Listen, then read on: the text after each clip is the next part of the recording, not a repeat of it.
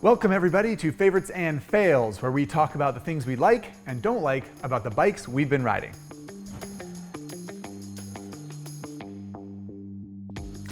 This time we're talking about the Alta Redshift SM. It weighs about 280 pounds, it costs $13,500, and it makes a claimed 42 horsepower.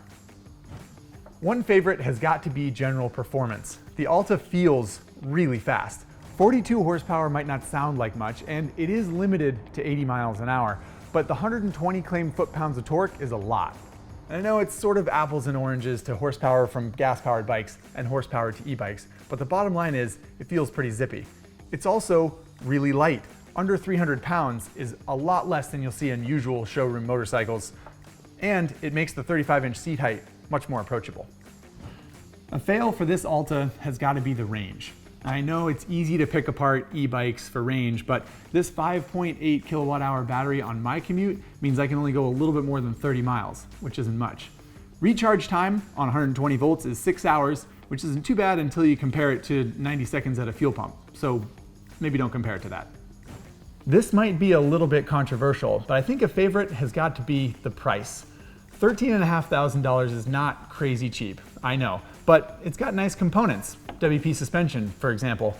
And considering the fun and functionality that this bike offers didn't even exist from an electric bike not that long ago, I think it's not that bad that it's only a couple $1,000 more than, say, a Husky 701.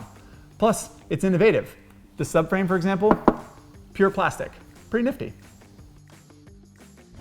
Kind of an obvious fail has got to be this dash, which Alta's a small company and supermotos are supposed to be bare bones, I get it. I don't want to make a federal case about it, but word to the wise and hopefully Alta's engineering department, a display with more than 4 functions would be nice.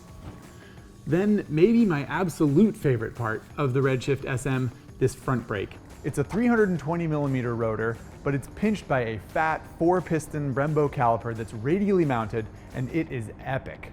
Way too much brake for the motorcycle, which as we know is the appropriate amount.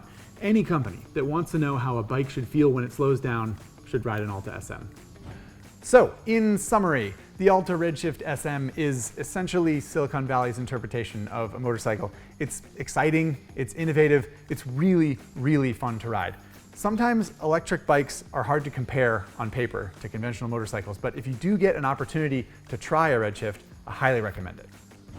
Okay, that's it for this episode of Favorites and Fails. Thank you so much for watching. If you have more questions about this bike, please leave it in the comments section below and I'll do my best to answer it. In the meantime, please subscribe to our channel for more videos like this, and we'll see you next time.